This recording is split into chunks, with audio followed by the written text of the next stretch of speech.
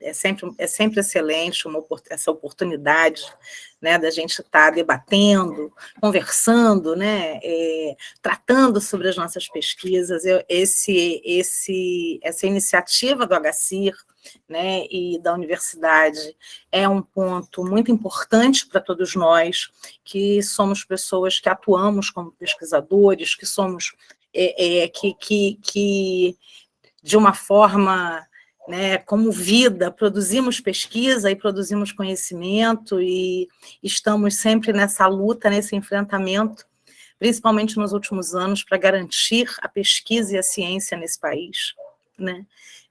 Frente a esse desmonte do CNPq, frente ao desmonte da CAPES, frente ao desmonte das instituições que fomentam a pesquisa no país. Então, é muito louvável e é maravilhoso que a gente tenha esse espaço, como é esse espaço do HCIR, como é essa iniciativa de vocês. Parabéns, e eu que agradeço o convite, viu, Laís? Muito obrigada. Bom, como a Laís falou, gente, boa tarde. Eu sou a Rosiane Rodrigues, né? Sou antropóloga, mas a minha primeira formação é de jornalista. E foi como jornalista que, em 2010, eu estava escrevendo, eu era uma jornalista convidada do Jornal Extra, e escrevia o blog Religião e Fé, né, no Jornal Extra. Inclusive, está até no ar ainda, eles não tiraram do ar, não, está lá. Eu não escrevo nada para eles há mais de 10 anos, mas o blog está no ar.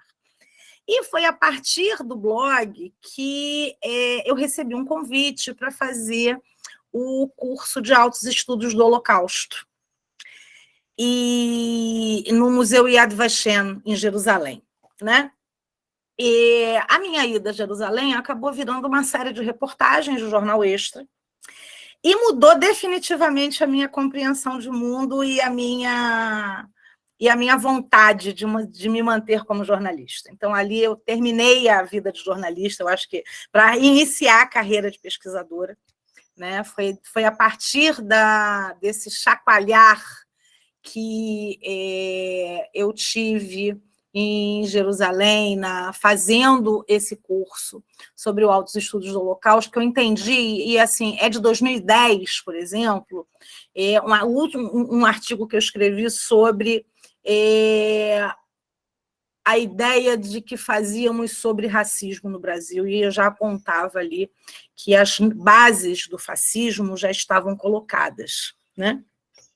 E é a partir disso que a gente vai produzindo, a partir disso eu vou fazer, né, o curso de Educação em Relações Étnico-Raciais no Cefet, fazer mestrado e doutorado. No mestrado eu pesquisei as estratégias de desqualificação das demandas por garantias de direitos utilizadas pelos negros neopentecostais dentro do movimento negro, né? E aí eu pesquisei como é que isso se dava no Conselho Municipal de Defesa do Direito do Negro, que é o CONDEDIN Rio, na cidade do Rio de Janeiro.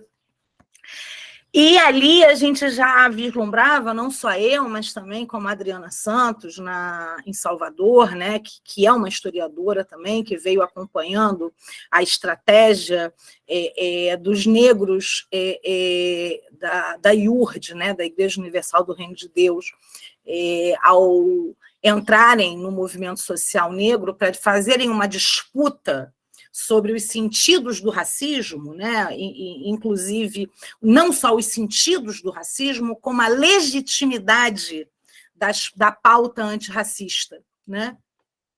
E ali a gente já, tanto eu quanto a Adriana, né, ela na história, eu na antropologia, a gente já identificava não só um deslizamento de sentidos, mas uma mudança no cenário, né, nesse tabuleiro das relações raciais no Brasil. E, a partir disso, eu fui fazer o doutorado, e, quando eu vou fazer o doutorado, eu vou pesquisar sobre a criminalidade violenta nos terreiros, né?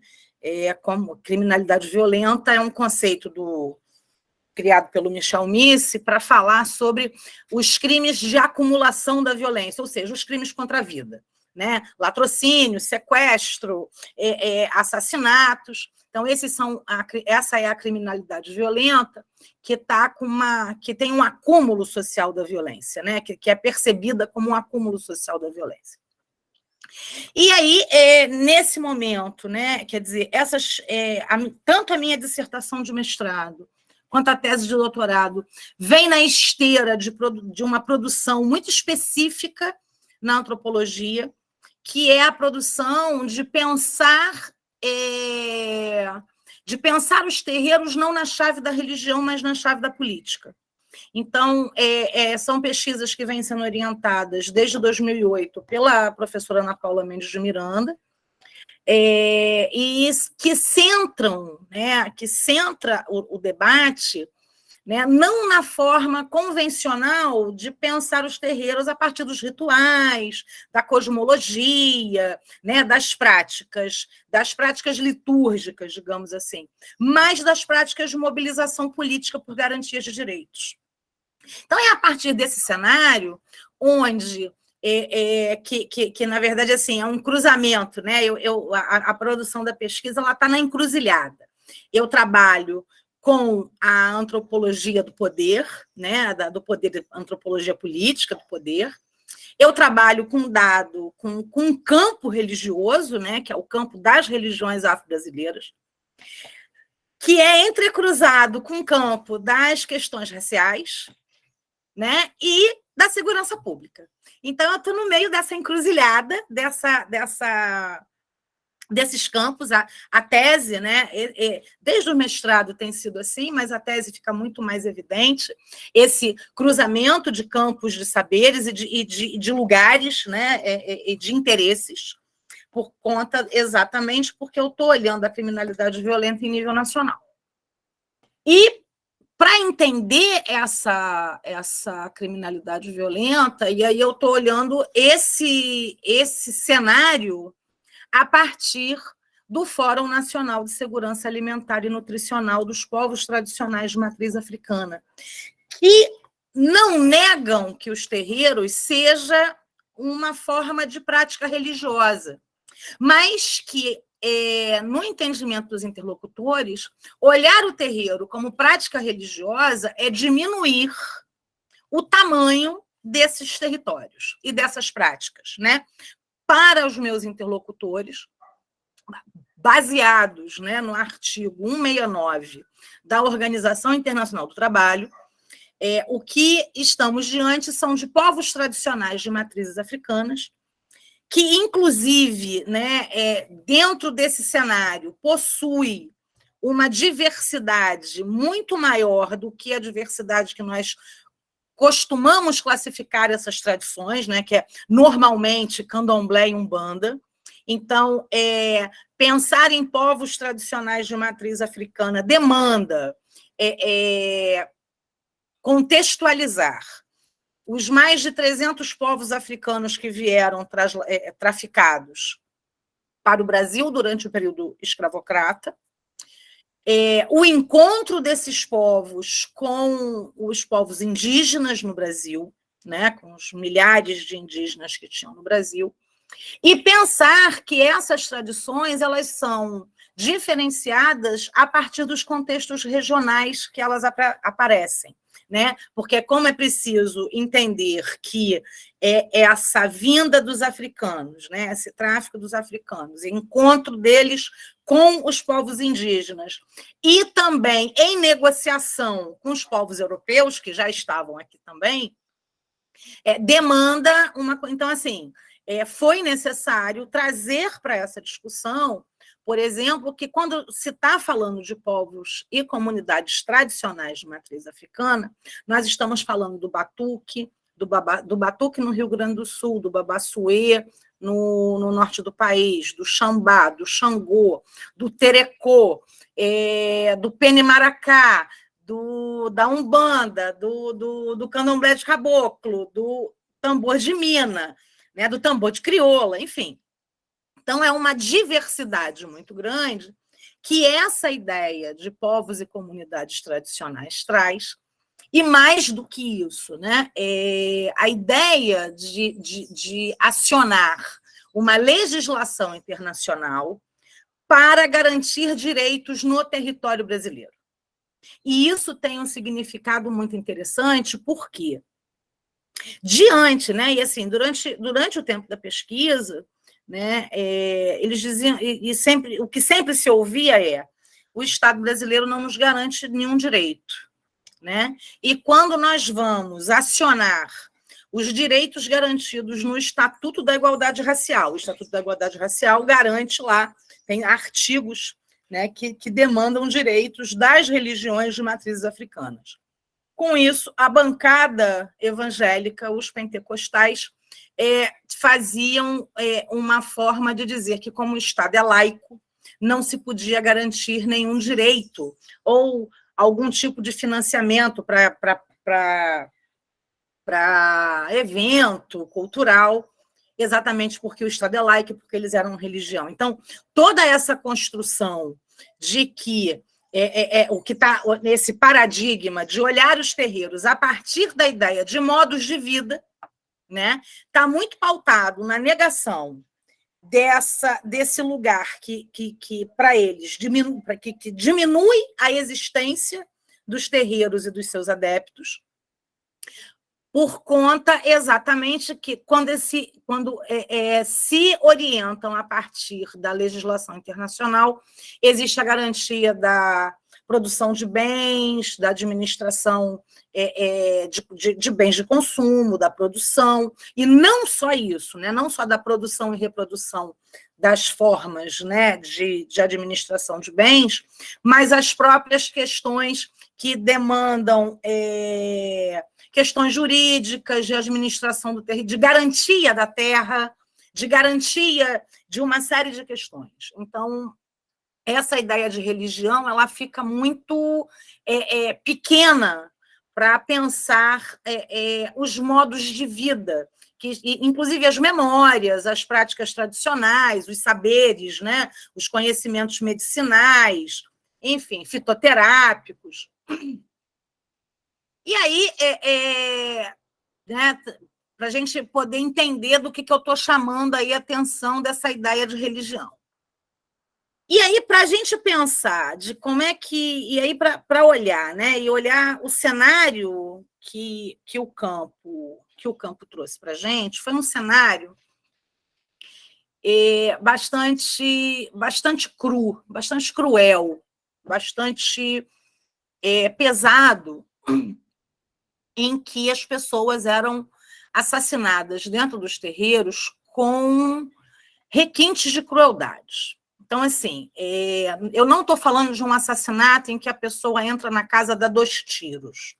Eu estou falando de assassinatos em que as pessoas recebem tiro, facada, têm os membros amputados, são arrastados pela rua, tem os corpos queimados, tem as vistas arrancadas, ou então essas pessoas são assassinadas com 12 facadas no meio da rua, em pleno dia, né? Essas pessoas, as mulheres, inclusive, possuem traços muito impactantes dos assassinatos, né? E esse levantamento, gente, ele foi feito através das notícias que saem na imprensa, né? Eu fiz um levantamento entre 2006, que é o primeiro ano em que a gente encontra a expulsão de terreiros no Rio de Janeiro por traficantes evangélicos. Então, é de 2006, a primeira reportagem é do Mário Monken, da Folha de São Paulo, que ele fala da expulsão de terreiros do Complexo da Maré, no Rio de Janeiro, pelo Comando Vermelho. E de 2006 a 2021, a 2018, eu faço esse levantamento. E esse levantamento ele começa nessa chave, né? E aí, em 2005, no Paraná, né, em Curitiba, eu identifico uma chacina que é feita dentro de um terreiro de Umbanda e que mata 6 pessoas dentro do terreiro de Umbanda. E até a morte aos 11 assassinatos que aconteceram no Pará entre 2015 e 2016, aos 8 assassinatos que aconteceu em Manaus no ano de 2014. E uma coisa em comum de todas essas mortes violentas é que só uma única reportagem traz a conclusão da investigação com a prisão da pessoa que assassinou, da prisão do autor, que é um caso do Pará, onde o filho de uma vizinha, né, duas senhoras, moravam numa vila, né, uma era do candomblé e a outra era evangélica, e elas discutiram por uma questão de religião, mas não era não era um terreiro e não era uma igreja, eram pessoas de práticas religiosas diferentes. E o filho da vizinha evangélica foi lá e matou a senhora candomblecista. Minto, são 2 casos.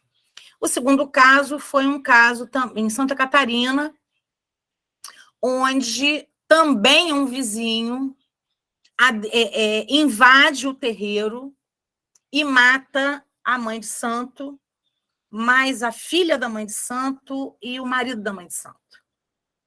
São os únicos 2 casos dos 140 que eu levantei nesse período, né? Não só de assassinatos, mas também de expulsão, de atentados com bomba, com coquetel molotov, incêndio, né? Que são a criminalidade violenta. Somente esses 2 casos tiveram os acusados identificados, né? No caso do Pará, o rapaz foi preso, mas no caso de Santa Catarina, o rapaz não foi preso porque ele alegou que estaria sofrendo uma crise psicótica, que ele estaria em surto psicótico. E ele foi colocado para tratamento psiquiátrico. Então, assim, mas isso é a violência urbana, né? A dimensão da dimensão urbana, não tem. Isso segue um padrão da violência urbana. Não, isso não segue um padrão da violência urbana, porque a gente está lidando com uma outra demanda, né? Por exemplo, eu fiz a comparação dos assassinatos contra padres, né? Eles existem. E uma coisa que ficou muito evidente nas reportagens é que o assassinato, como aconteceu em Minas Gerais, né? Você tem um assassinato de um padre, cujo suspeito era o namorado dele, que era um rapaz. Esse padre é assassinado. 48 horas depois, esse rapaz é preso. O arcebispo, o prefeito, as autoridades da cidade, todas estavam presentes no enterro do padre. E assim, existe o que a imprensa chama de media setting, que é o acompanhamento da reportagem, né? Você vai acompanhando aquele fato para ver o que aconteceu.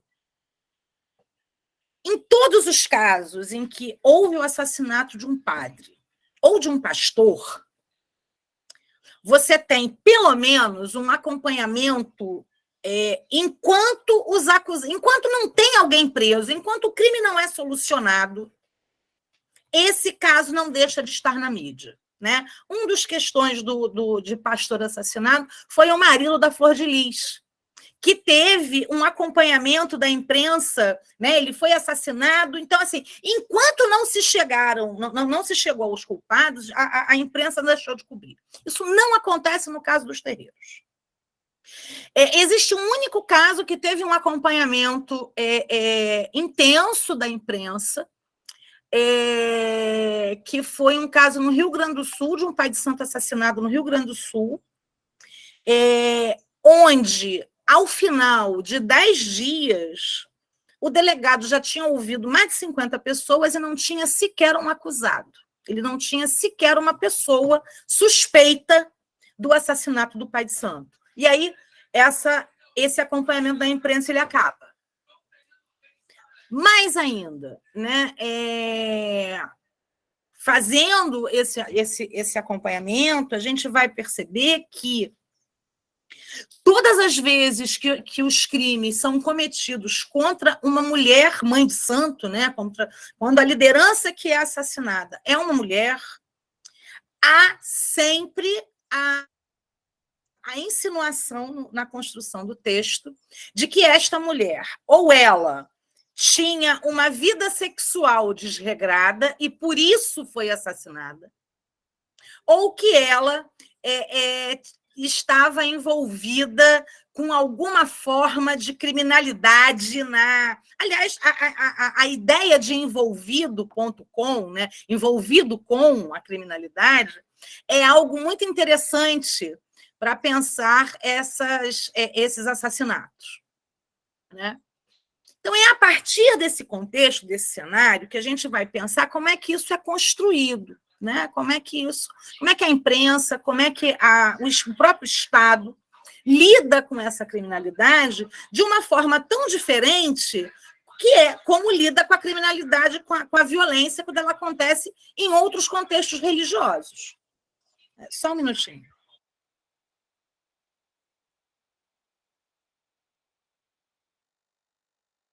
Eu tenho um adolescente em casa, então ele está aqui ouvindo os negócios dele e eu não estou conseguindo me ouvir. Bom, e aí, nesse contexto, gente, é que eu vou pensar como é que isso acontece, né? E esses crimes, eles não têm nenhuma repercussão no Estado, a polícia não encontra, a imprensa morre e eles vão se perdendo, né? E você não tem nenhum tipo de punição possível. Então, entender o que é isso. E aí, eu muito pensando no meu campo, né, e eu estou lidando, né, os meus interlocutores, eles são lideranças religiosas que são politizados, né, essas pessoas, elas são oriundas dos movimentos, não politizados do ponto de vista de terem uma formação político-partidária, mas politizados no sentido de pertencerem aos movimentos sociais. Então, você tem, nas lideranças dos meus interlocutores, a gente tinha pessoal fundador de vários grupos do movimento negro, pessoal que milita na questão da soberania alimentar, desde sempre, as pessoas que também pessoas que militam, né, ativistas de partidos políticos do PT, do PSOL, do PDT, de uma abrangência de esquerda, né, digamos assim. E essas pessoas, a grande maioria delas, tinha oriundas do movimento social negro, que, devido à entrada dos pentecostais no movimento negro, né, com a ideia de da desqualificação das demandas por garantias de direitos, começam a fazer um outro tipo de movimentação, dizendo que o movimento negro, né, alguns segmentos do movimento negro, eles não compactuavam com a luta por garantia de direito dos terreiros, exatamente por conta dessa dimensão. Então, assim, diante também de um paradigma, né? Quando a gente vai analisar a cor das pessoas que que praticam a violência nos terreiros, quando se é identificado, essas pessoas são negras e normalmente são retintas. E isso é um paradigma muito grande e um problema muito grande para discutir racismo nos moldes do racismo de marca. Então, quando eu digo que a entrada dos pentecostais e essa ideia de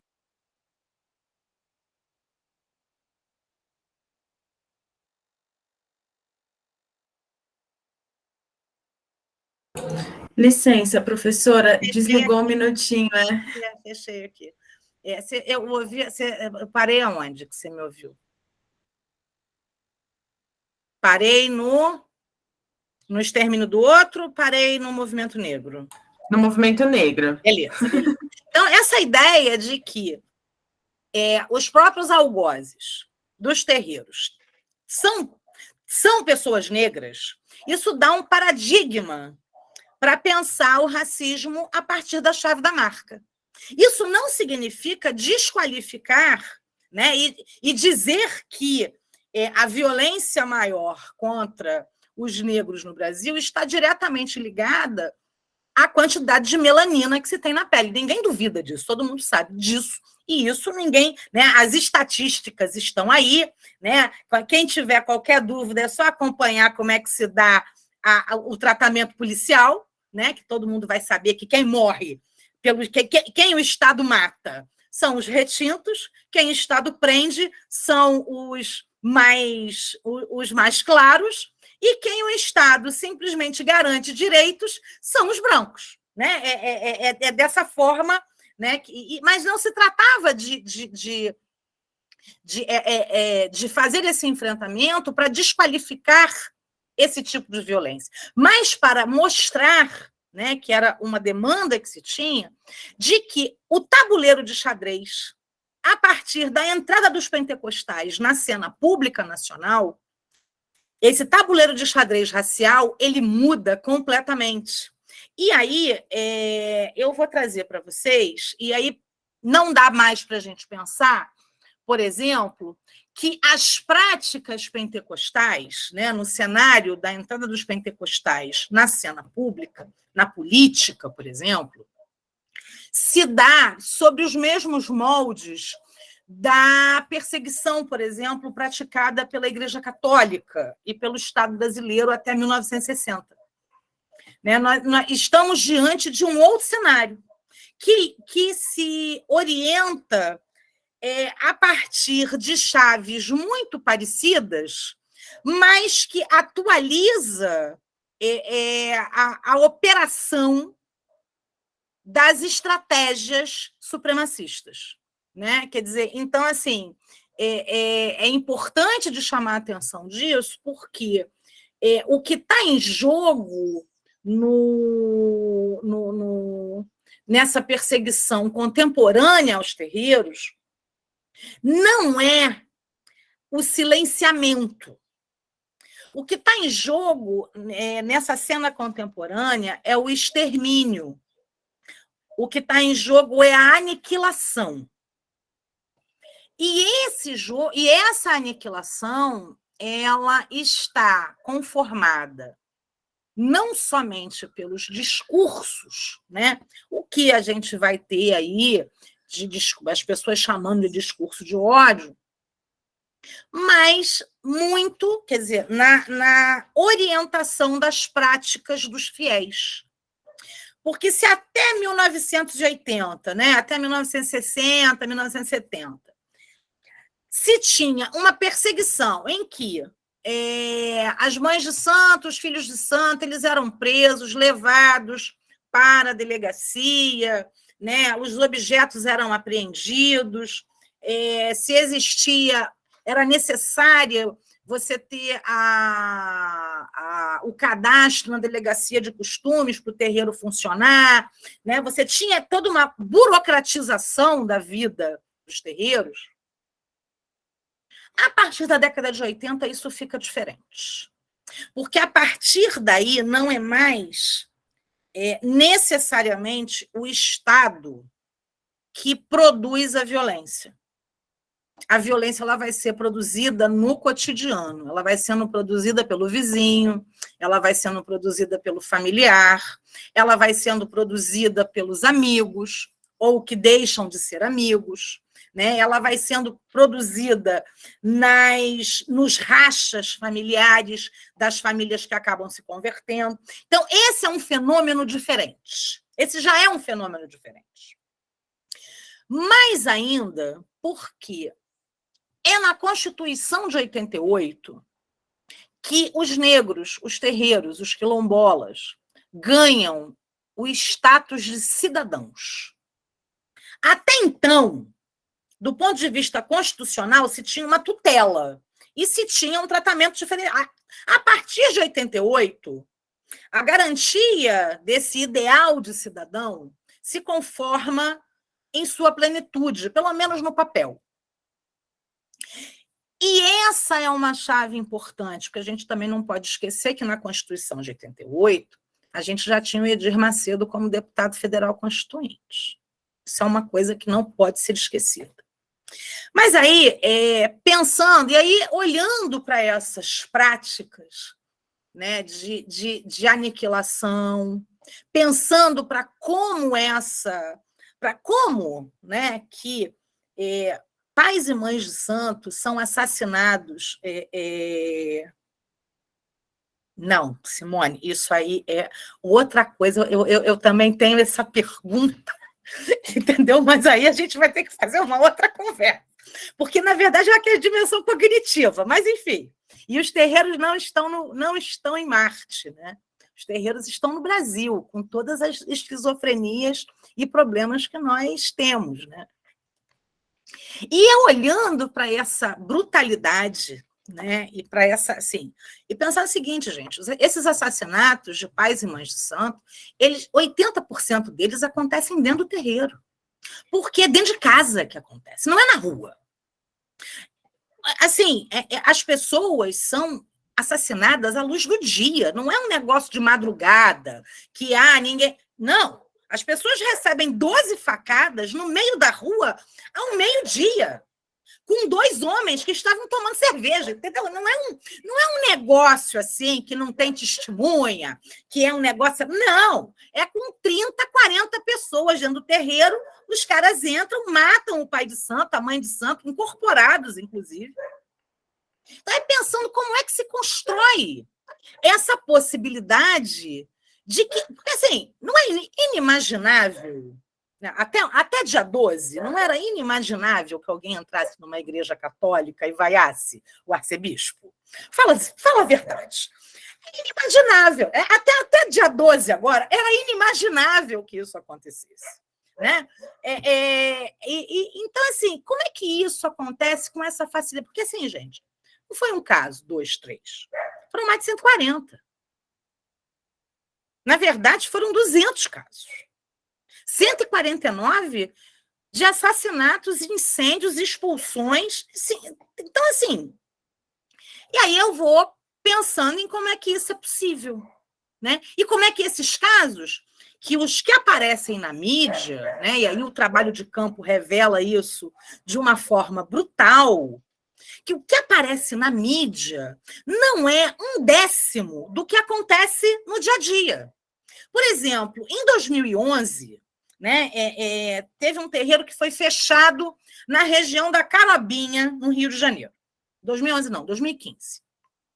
A Carobinha foi tomada por um grupo de traficantes e foi feito o aviso para o pai de santo parar de tocar lá as coisas dele, o tambor dele. Ele não parou. Os traficantes pegaram esse pai de santo, levaram para um terreno baldio, amarraram o pai de santo, fizeram com que 2 cavalos passassem por cima dele, até ele morrer, pisoteado por 2 cavalos. E aí vocês perguntam, mas isso chegou a denunciar? Não, isso não foi denunciado. O que fizeram foi... O que a família fez? A família deu esse pai de santo como desaparecido. Simplesmente porque ficou com medo de ir à delegacia, contar o que tinha acontecido, porque você, no momento em que milícia, polícia e tráfico se misturam, como é que você vai chegar? Você não sabe bem o que está acontecendo. Você não tem segurança de lidar com isso. E aí esse pai de santo é dado como desaparecido. A família muda da favela. Os filhos de santo vão embora, né? Ou então mudam de religião. E isso, pra vocês terem uma ideia, o levantamento que eu fiz no Parque Jardim... Ai, Jardim Anhangá, não. Parque Paulista, perdão. Parque Paulista em Duque de Caxias, que foi aonde o tráfico, o pessoal do Bonde de Jesus, mandou fechar 7 terreiros. Eles foram de porta em porta para fechar 7 terreiros. No final, com uma técnica chamada de mapeamento participativo, eu cheguei, e assim, eu não estava preocupada com a quantificação, mas com a repercussão do que significa o tráfico fechar 7 terreiros num lugar como o Parque Paulista, que é o 3º distrito de Duque de Caxias, na Baixada Fluminense do Rio. O que os interlocutores me disseram é que, fazendo esse mapeamento participativo, cerca de 311 terreiros tinham sido, se não fechados, né, se não parados de tocar, eles tinham constituído uma outra rotina. Então, é a partir desses dados, né, e obviamente que isso não isso são dados construídos no campo, isso são dados levantados da imprensa, porque a gente não tem um organismo estatal, uma instituição, que faça, assim, o Instituto de Segurança Pública no Rio de Janeiro, que tem um aparato interessante para pensar as estatísticas de criminalidade, sequer tem acesso a essas coisas. Né? Então, assim, você tem a desconfiança dos religiosos de fazerem qualquer atitude em relação ao Estado, primeiro porque eles não confiam no Estado, o Estado sempre foi aquele que violou, né? Aquele que tirou direitos. Se tem a insegurança em relação aos cenários conflitivos, né? Que se você não sabe mais o que é polícia, o que é milícia, o que é tráfico, né? E se vê diante de uma situação que faz o quê? Muda. Então, teve pai de santo e mãe de santo que, para não morrer, saiu da sua casa com a roupa do corpo, deixou o gás, deixou o fogão ligado, cozinhando a canjica do bori. E foi embora. Então, assim, esse é o cenário.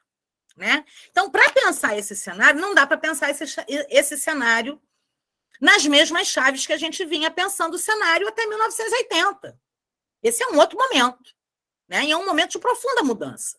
Que tem aí, né, essa articulação em que as bancadas, e eu estou falando de bancadas, porque não é só no Congresso Nacional, né? São as bancadas nos estados e nos municípios, dos evangélicos, operando política pública, ou tentando operar políticas públicas de perseguição aos terreiros. Né? Você vai ver aí a ideia do traficante evangélico e da milícia evangélica, oriunda no Rio de Janeiro, já chega no Pará, no Amazonas, na Bahia. Né? Então, você vai ter... Então, assim, essa realidade, ela é uma realidade nacional, ela não é uma coisa no Rio de Janeiro, especificamente. Né? Então, pensar isso é pensar em qual é o modelo que a gente pode tentar compreender. E aí, olhando para... Agora eu vou ver aqui, começar a apresentar um negócio, que é para vocês entenderem como é que eu vou construir, como é que eu construí essa ideia de supremacia racial. Deixa eu ver se é isso aqui. Não. O que eu estou fazendo aqui, meu Deus? Cadê? Não, deixa eu ver aqui, não é aqui. É no outro. Só para vocês, que aqui é uma guia, né? Acho que é isso. É isso. Aqui, ó. Pronto. Eu vou apresentar para vocês, não sei se vocês estão vendo. Tá dando aí para vocês verem? Pequenininho, mas tá dando. Peraí que eu quero ver se eu já chego aqui na parte que eu quero. Aqui! Então, peraí. Eu vou aumentar aqui, vou ver se eu... Deixa eu ver, eu consigo... tá aqui. Vou aumentar aqui para vocês verem aqui o... Peraí. Aqui.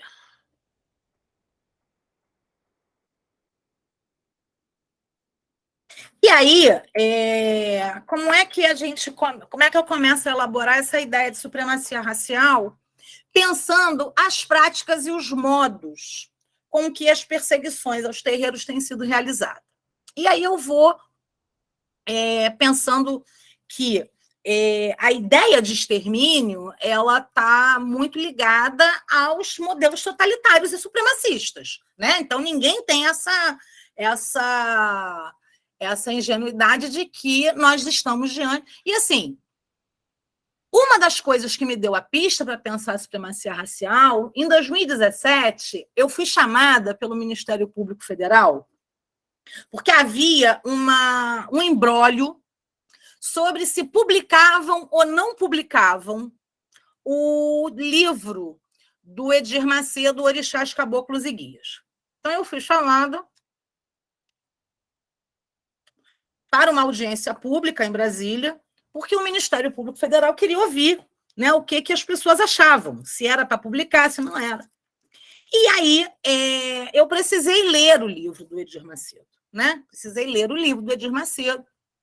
E, evidentemente, já com a bibliografia sobre o Holocausto na cabeça, percebi que a mesma estratégia, que a estratégia usada pelo Edir Macedo para escrever o Orixás, Caboclos e Guias, ela era uma estratégia muito semelhante à usada pelo Adolf Hitler para escrever Mein Kampf, né? Minha Luta, que é o livro que acaba sendo a base ideológica do nazismo na Alemanha. E isso me acabou que eu, o Michel German e o Marcos Rezende, que é da Bahia, Michel German é o coordenador de estudos judaicos aqui da Universidade Federal do Rio de Janeiro, e o Marcos Rezende, ele não só é um pesquisador, né, ele estava da UFBA, mas ele também é o coordenador do coletivo de entidades negras, e a gente acaba escrevendo um artigo, né, dizendo que o livro Orixás, Caboclos e Guias deveria seguir, né, a mesma orientação que o Mein Kampf acabou sendo republicado na Alemanha, com uma estrutura crítica, mostrando, né, o quanto aquela forma de escrita e aquela estratégia de demonstrar os terreiros, né, e as divindades cultuadas nos terreiros, sejam os caboclos, os orixás, eles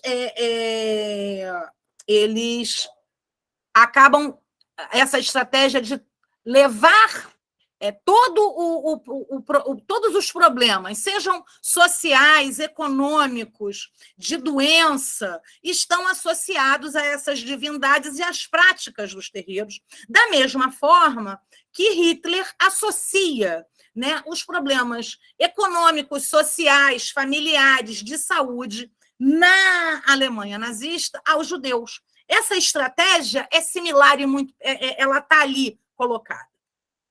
Então, é essa discussão que me faz pensar que a ideia de extermínio, o que tem sido colocado no Brasil como a teologia do domínio, né? A Cristina Vital da Cunha trabalha com a ideia de teologia do domínio, o Wagner Gonçalves da Silva trabalha com a ideia de batalha espiritual, né? Que é a ideia de que Deus vai combater o diabo. Essa ideia, né, de que seja essa teologia do domínio ou batalha espiritual, ela está muito relacionada às práticas da própria Ku Klux Klan, no sentido de que, né, a gente vai olhar para como é que a Ku Klux Klan ela vai orientar o extermínio, né, e o desaparecimento dos povos originários e vai tratar as demandas dos negros nos Estados Unidos.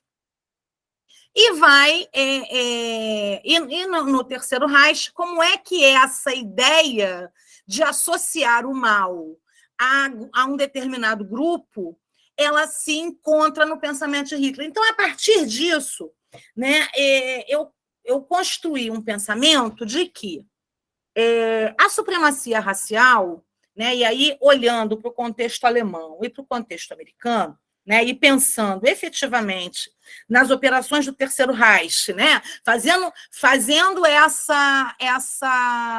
esse pensamento contrastivo, né, pensando de todo o acúmulo que a gente já tem sobre os pentecostais no Brasil, em comparação, em contraste ao que a gente tem de acúmulo com o Terceiro Reich e a Ku Klux Klan. E aí a gente se percebe o seguinte, que esse modelo supremacista ele é ancorado numa tríade, que é cor, fenótipo, origem e religião. E essa religião, que é uma coisa interessante, gente, né? Eu estava chamando a atenção para isso, eu acho que é preciso chamar a atenção, de que, e eu vou chegar lá, essa ideia de religião ela tem o modelo cristão como base. Isso não significa que a supremacia racial mundial ela se conforma a partir do cristianismo. Eu não estou afirmando isso. Mas o que eu estou dizendo é que, desse lado do mundo, onde a gente está acostumado a chamar de Ocidente, né, que a gente chama de Ocidente, né, e que é conformado pela prática, pela orientação judaico-cristã, essa supremacia racial ela tem se conformado com um pilar da religião cristã, com exceção do Terceiro Reich, que tinha no próprio Partido Nazista a sua religião. Mas eu vou chegar lá, tá? E aí, fazendo essa tríadezinha para a Ku Klux Klan, a gente vai chegar a esse modelo aqui, que é o modelo ASP, né, que é um modelo da branquitude americana, cujo fenótipo branco, né? E assim, e aqui a gente até poderia usar cor, tá? Eu não uso cor, eu gosto de usar a ideia de fenótipo, exatamente que quando a gente chega na Alemanha, o problema na Alemanha não é a cor, né? Porque judeus e alemães, eles são brancos, mas a diferença fenotípica é o que causa a grande adesão ao nazismo. E aí, no caso, né, o fenótipo branco original da Ku Klux Klan, né, e essa ideia, essa construção do nós e eles, está baseado nesse branco original de Adão e Eva, porque para os calvinistas, né, Adão e Eva eram brancos, né? E a ideia de povo eleito de que essas pessoas que têm o branco original de Adão e Eva, elas são cristãs, né? Vai promover uma articulação entre os calvinistas e os católicos para a formação da Ku Klux Klan. Estão acompanhando? Eu estou indo rápido demais. Vocês querem perguntar alguma coisa? Está dando para entender. Beleza, que já vou. E agora deixa eu voltar aqui. Como é que eu volto? Ai, meu Deus, eu acho que é só voltar lá, né? Então, deixa eu ver aqui. Peraí. É só voltar, já estou compartilhando de novo. Então, quando a gente vai chegar no modelo alemão, que é a cidade para o povo, né? O Volkswagen, essa coisa que eu não consigo pronunciar, porque senão a língua cai, né? Que é o modelo alemão, que é a ideia de o Estado para o povo, alguma coisa assim. A ideia de uma raça ariana, ela é superior pela sua origem nas famílias imperiais, né? A ideia de uma cor branca caucasiana, ela não é o que a ideia da cor branca não é necessariamente o que separa judeus e alemães. A ideia do fenótipo é de que os alemães, né, a raça branca ariana, ela é não só superior em inteligência por conta da sua origem em famílias imperiais, principalmente da França, né, porque a gente está falando aí da proposta conforme Gobineau, mas que os alemães eram muito mais bonitos que os judeus, né? Porque os judeus eles eram feios, eles tinham um nariz grande, eles tinham um cabelo feio, eles eram mais raquíticos, né? Eles não eram tão inteligentes quanto os alemães arianos, né? Mas, evidentemente, que os judeus, na escala proposta pelo nazismo, eles eram superiores aos negros e aos amarelos. Tanto é que é importante da gente pontuar que no Holocausto, né, quando os fornos crematórios, principalmente de Auschwitz-Birkenau, Auschwitz-Birkenau, Treblinka, você vai ter aí 6 milhões de judeus queimados, né, mortos pelo nazismo, pela indústria da morte, mas você também vai ter 1,5 milhão de negros, 500 mil, se eu não me engano, 500 mil ciganos, você vai ter também a morte das pessoas portadoras de necessidades especiais, tá? E também de homossexuais.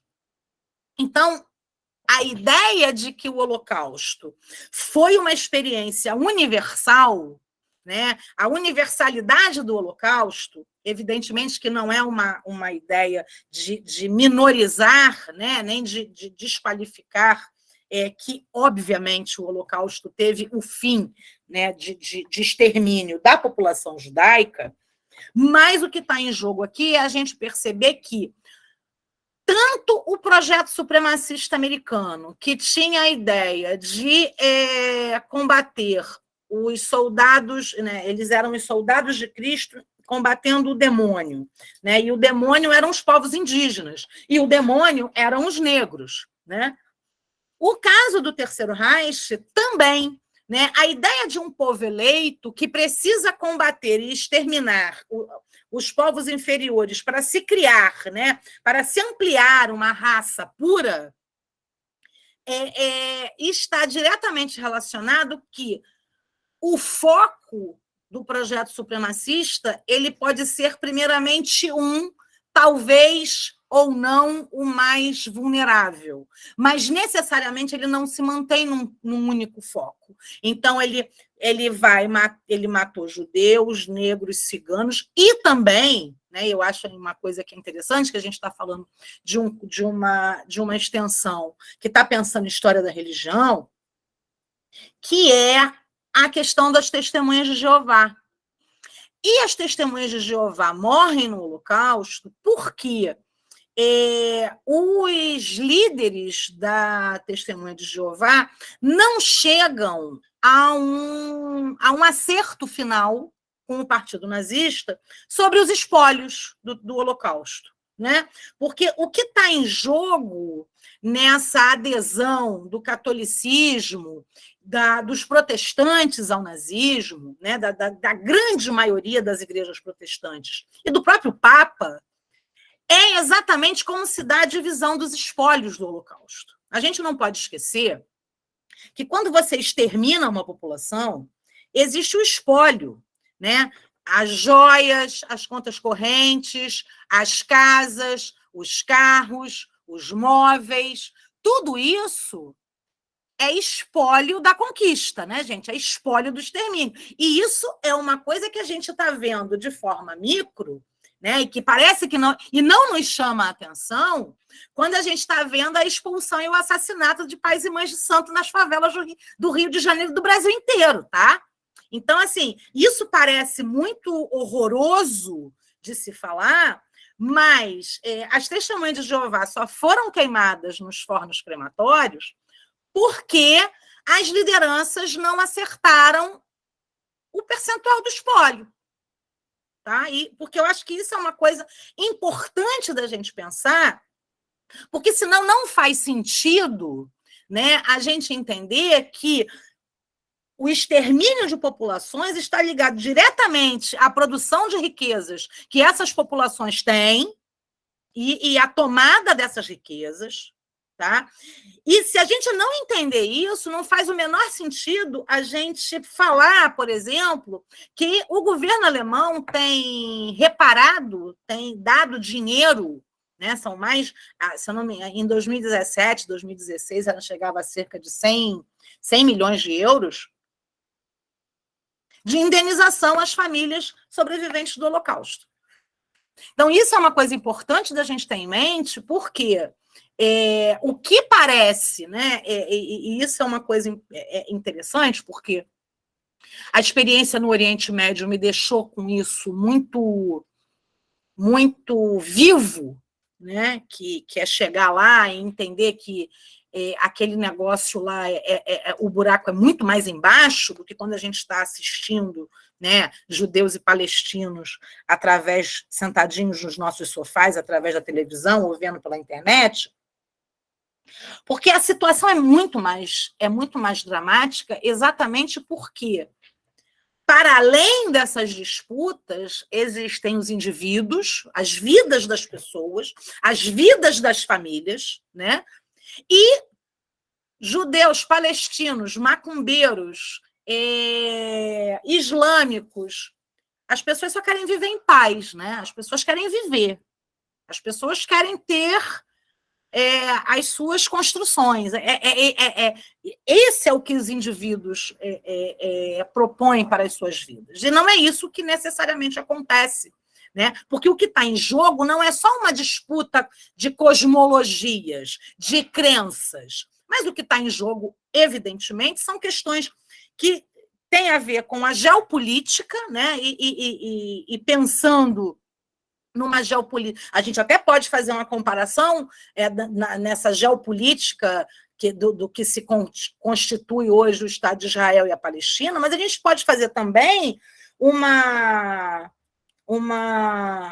criação sociológica, né, uma ideia de pensar que nas favelas do Rio de Janeiro ou das favelas do Brasil inteiro, onde a gente tem traficantes expulsando terreiros e tomando casas, e tomando móveis, e matando pessoas, né? A gente tem aí questões geopolíticas e mercadológicas inerentes a essas disputas, tá? Eu acho que isso é uma questão importante. É a partir, gente, desses cenários, dessas ideias, que a gente vai pensar, por exemplo, a mudança no tabuleiro de xadrez. Deixa eu parar aqui. Parar o compartilhamento. Pronto. A mudança no tabuleiro de xadrez das relações raciais no Brasil. A partir dessa ideia, dessa construção, né, de que nós estamos diante de um aparato supremacista que tem se conformado por um forte poder comunicacional, tá? E eu acho até que eu vou mostrar para vocês aqui, eu fiz o levantamento também na tese, do que é o tamanho dos pentecostais em nível comunicacional. Eu vou mostrar para vocês aqui, porque eu fiz um levantamento junto à imprensa e aos órgãos que fiscalizam, né, e que dão consultoria para as empresas de rádio e televisão. Eu fiz um levantamento aqui sobre o patrimônio e sobre aqui. Não sei se vocês estão vendo bem aí, eu posso aumentar um pouquinho. Esse aqui é o que a gente, assim... E aí, pensando mesmo, né, nessa ideia de Goebbels, de como é que se constroem verdades, de como é que se produzem verdades, né, como é que uma mentira falada mais de 100 vezes vira uma verdade, né? Eu fui fazer o levantamento dos pentecostais no Brasil, e aqui a gente tem o levantamento da Igreja Universal do Reino de Deus, tá? Tem 7 mil templos pelo Brasil, e está presente em 95 países. Só no Brasil são 95 emissoras de televisão, tá? Mas são 68 emissoras de rádio só da Rede Aleluia, a plataforma R7, o R7 Play, que desenvolve jogos. Está aqui, não, aqui continua do outro lado.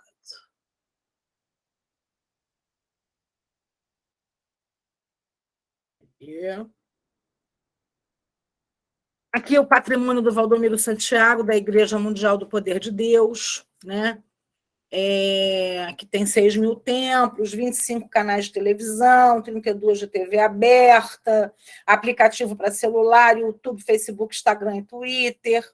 Silas Malafaia, que tem o aplicativo para celulares, que tem 115 templos no Brasil, que compra canais, né, que compra horários em emissoras do Brasil, pela CTNI nos Estados Unidos e para os continentes europeu e africano, pelo Manasat, que é um sistema via satélite. A Igreja Internacional da Graça de Deus, que é do R.R. Soares, que é cunhado do Edir Macedo, né, que tem uma rede com 18 retransmissoras AM e FM, que transmite até para o estado da Flórida. E o Estevão Fernandes e a Bispa Sônia, que estão presentes em 4 países, tendo 135 templos em 12 estados do Brasil. Eles têm 25 emissoras de televisão em 6 estados e transmitem para a América Latina e países de língua espanhola, tá? E para o mundo inteiro, né? Por conta do Trinity Broadcasting Network, que reúne diversas emissoras cristãs de diferentes países para ampliar o alcance dos conteúdos. Os dados foram compilados do site UOL, site de notícias UOL, da Forbes, e do Brasil, desse site Brasilmon, sobre mídia e TV, tá? Então, esse acesso foi em 2019, está fresquinho, deve ter aumentado um pouquinho, mas talvez nem tanto. Então, é com isso, gente, que a gente lida, né, que a gente está... Deixa eu parar aqui. É com isso que a gente lida quando a gente está falando, por exemplo, do aumento, não só do aumento, né, desse acúmulo da violência contra os terreiros e os adeptos, mas também de como o Estado brasileiro tem sido operado para naturalizar, como a sociedade tem sido operada para naturalizar esse extermínio. Que a gente não está lidando com uma repressão, tá? Nós não estamos lidando com isso. Nós estamos lidando com um extermínio, e com um extermínio não só dos corpos, porque aí não é necessariamente matar as pessoas só. É também destruir os terreiros. É também tomar esses territórios. É também proibir que os conteúdos didáticos, por exemplo, da Lei 10.639, 11.645, sejam ofertadas nas escolas. É garantir um ensino religioso que no Brasil, que no Rio de Janeiro é obrigatório, né? O ensino confessional nas escolas públicas ele é obrigatório por lei da Assembleia Legislativa do Estado do Rio de Janeiro, que garanta uma visão única. Porque o que está em jogo, gente, não é uma repressão. O que está em jogo é o aniquilamento da diversidade a partir de estratégias que a gente já conhece há muito tempo. O grande problema é que nós não temos a coragem de chamá-los exatamente do que eles são. E aí eu quero trazer uma pergunta para vocês. Se nós não somos racistas, Se nós, mulheres e homens, negros, negras, brancos, ciganos, amarelos, o que quer que sejamos, se nós não somos racistas, como é que nós olhamos para uma prática que diz pise na cabeça do Exu, para uma prática que diz quebre a maldição da sua família, porque aquilo ali, gente, é prática de segregação.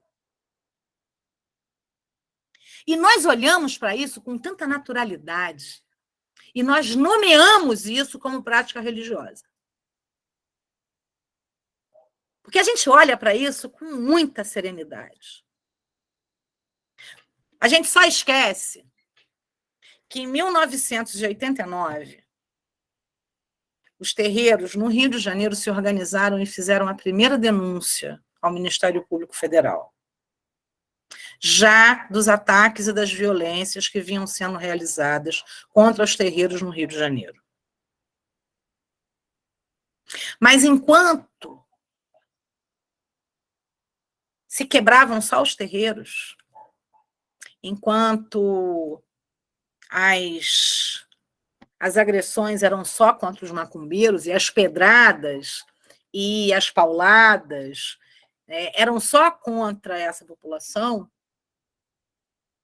era muito natural. Mas quando começou a se quebrar a educação, quando se começou a destruir a ciência, quando esse lugar de vítima, né, de extermínio, deixou de ser apenas os corpos dos terreiros para se constituir nos corpos dos homossexuais, das mulheres, dos cientistas, dos ativistas, aí a gente caiu a ficha. Aí fica mais fácil, né? E a gente fica, mas como nós deixamos acontecer? E como é que nós não conseguimos olhar e enxergar o que estava diante dos nossos olhos? E aí é porque nós não moramos em Vênus. Nós estamos socializados a partir de um Estado que garantiu para os pretos e para os terreiros o lugar do crime e da criminalidade. Nós estamos socializados com a ideia de que a população de terreiros e os pretos são corpos matáveis. São pessoas que podem ser mortas, podem ser violadas e que ninguém precisa sequer pedir desculpas. Quanto mais justificar. E isso eu estou trazendo para vocês o que o Agamben e o Bembe estão falando sobre estado de exceção. Que no Brasil, que aí a gente fala do estado de exceção, né? Nossa, mas o estado de exceção, o Bembe, que é congolês, o Agamben é italiano, mas isso acontece no Brasil. Isso é a forma que nós somos socializados com o Estado brasileiro, gente. E aí é importante a gente perceber, né, que se a gente tem Bolsonaro hoje no poder, se a gente tem ministros no poder hoje que não conseguem fazer post de Facebook, é porque a gente achou isso muito natural. A gente achou que realmente matar bicho em terreiro era uma coisa de gente primitiva. Aliás, não é nem de gente. Porque a gente aprendeu a olhar o outro, né, a olhar esses outros como aquilo que nós como não são humanos. Porque direito só cabe a quem é humano. Porque garantia de direitos só cabe. Religião só cabe para quem é humano. Preto, cigano, índio. Não são humanos, nunca foram.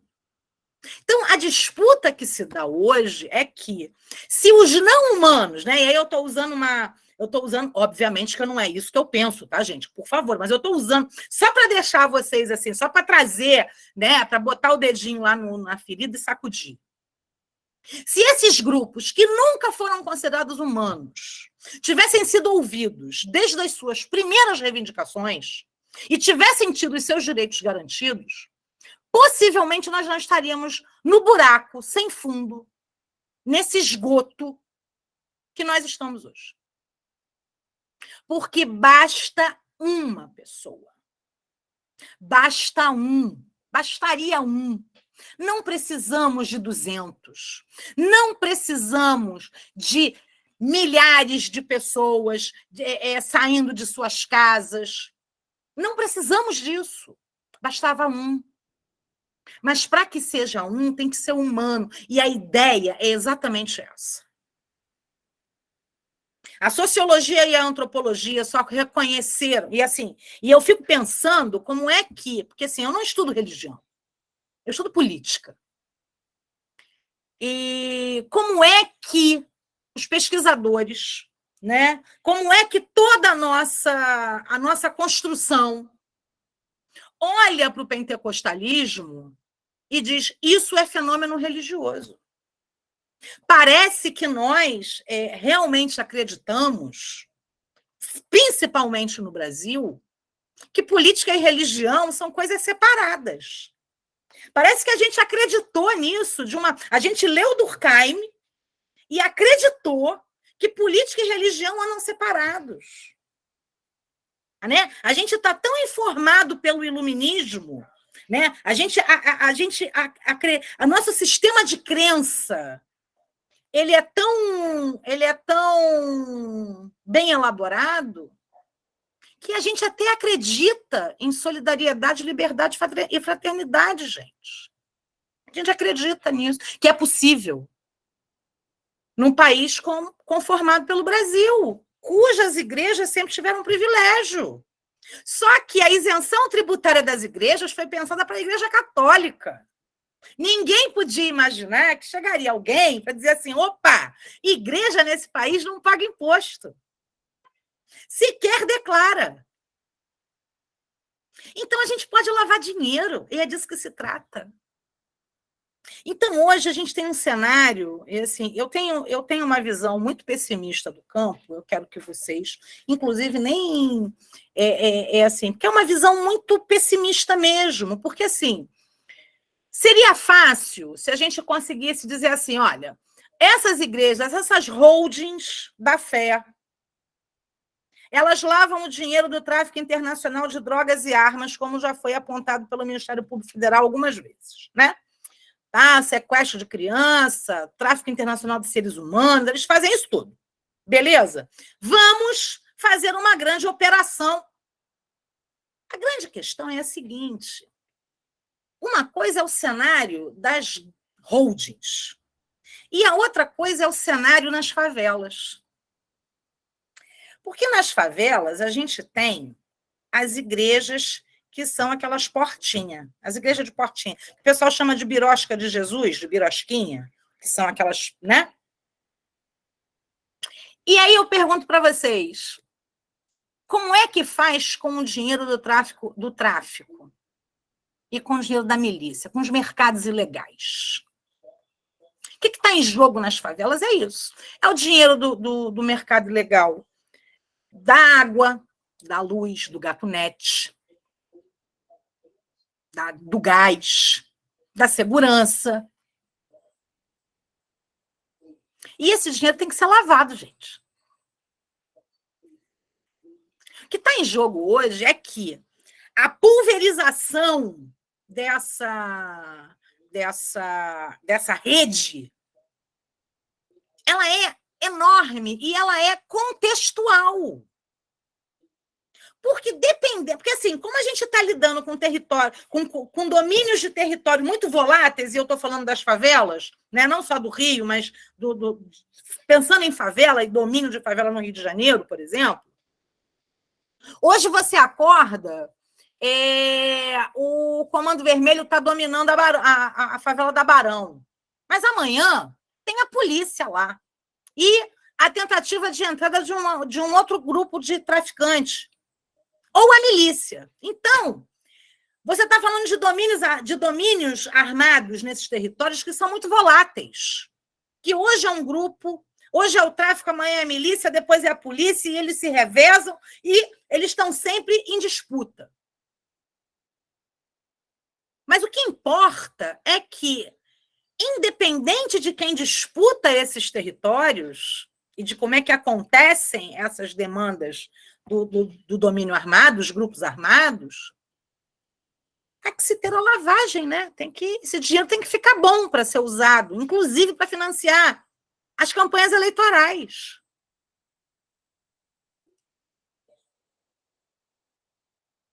Mas é religião. E aí fica a pergunta, como é que nós deixamos? Mas é isso, né? E aí, eu acho que eu já passei muito do meu tempo, né? Já que 1h23 falando a beça, porque eu falo pelos cotovelos, viu, gente? E é isso, quero deixar essa... E abrir para vocês perguntarem, questionarem, eu estou aqui para isso.